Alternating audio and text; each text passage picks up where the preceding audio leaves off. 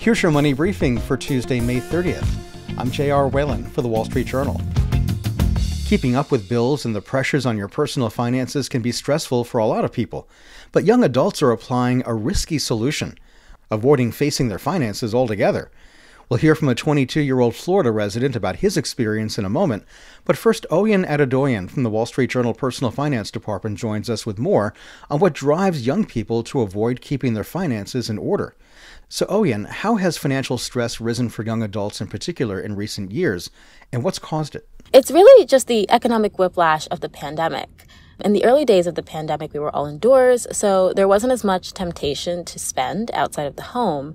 And there was a lot of money coming into households from the government to help out those who were unemployed due to the pandemic.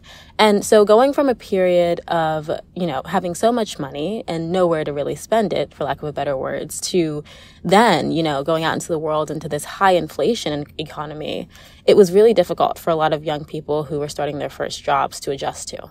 Our culture is really big on overconsumption. So we're constantly spending on things just to self-soothe. And maybe that includes going online and, checking and seeing that your friends are going out and doing something or going out and buying something new or having this lavish vacation. And you have fear of missing out. So you spend money that you maybe don't have. What kind of an effect is it having on their personal finances? So the effect this has had is really just ignoring your bank and credit card accounts. As those expenses are going up and as money is coming out of your bank account, people kind of have this urge to just not even look for fear of what they're going to find. And so young adults with lower wage jobs might avoid budgeting and even checking bills because it makes them feel helpless if they don't have the finances to support their expenses. Budgeting might just make you feel even worse. And millennials in their 30s had the steepest increase in debt of any group since the pandemic. And, that's because millennials are often referred to as the sandwich generation. They both had to support young kids living at home while also supporting maybe aging relatives and family members as well.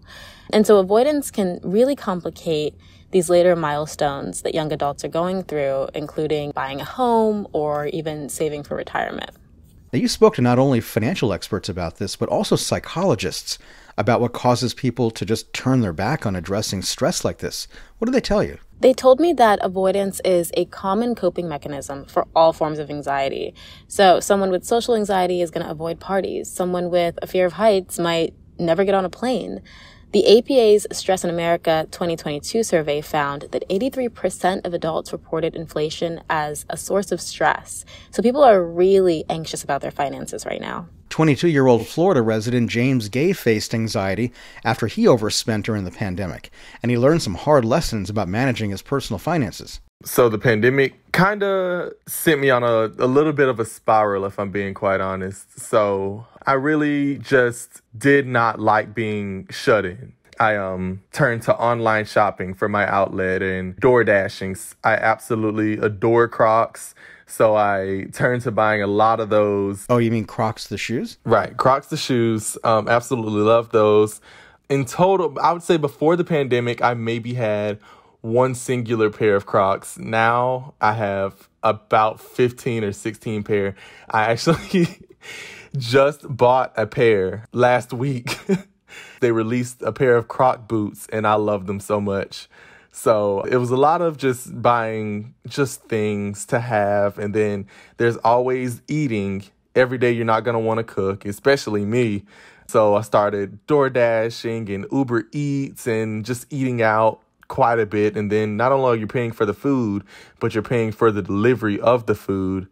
I had a lot of bad spending habits during the pandemic, and it just kind of, threw all of the necessities to the side. They were more like here's this bill that I have to pay. Oh, wow, I forgot about that one. It was very taxing. When did you realize this was something you had to fix? In the back of my head, I was always like, I really shouldn't be doing this, but there was no real James, stop it right now, up until my dad actually made me get a credit card to help keep building my credit. And I had a limit on it, and he told me to not go over a certain percentage.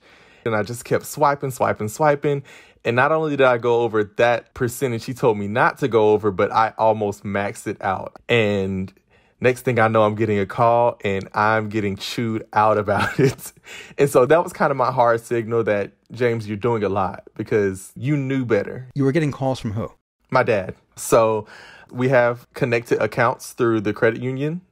And his name is also on the credit card. So not only was it affecting my credit, but it was affecting his. So how'd you go about fixing this? First, what I did was I definitely just worked and paid off that credit card bill. So I just kind of took a day and I sat down and budgeted everything out from unnecessary spending to necessary spending, bills, and then actually how much I was making each month and each week. So how are your finances doing now? Much better. I actually opened another account for bills and things. So as soon as I get paid every week, I transfer a certain amount of money to that account so it can't be touched until, it's time for bills. Now, James, if we went into another economic condition that challenged the way that you handle your finances, what lessons will you keep in mind? So I'd say definitely be wise and aware of your budgeting decisions and don't do any unnecessary spending. Oyin Adedoyin is back with us. Now, Oyin, we often talk about the importance of budgeting and setting goals as a way to better handle your personal finances. But for people who've gotten behind on payments or who want to avoid getting bogged down in debt in the first place, is there more to it than that? Yeah, it definitely is psychological, and you have to catch yourself when you're going on those spending sprees. So what James went through is really telling because he went on this spending spree of buying Crocs, and his dad called him. He really had a moment where he had to face reality and start budgeting. For other people, this can look like, setting financial goals for themselves by ways of putting a limit on how much money they spend every month. So Alexis, another young adult that I spoke with, she basically puts herself on a specific spending limit for non-discretionary spending, which includes dining out, buying clothes, and doing fun vacations and things with friends. And so every month she limits how much money she spends on those things. Another thing that financial advisors recommend is making financial goals fun by setting them with friends. So let's say, you and your friend want to go on a vacation. You can make a deal to put out $50 from each paycheck every month into a separate account to save for that vacation. That way you have something that psychologists call an accountability partner, and it makes those financial goals a lot less daunting. That's Wall Street Journal personal finance reporter Oyin Adedoyin. And that's your Money Briefing. I'm J.R. Whalen for the Wall Street Journal.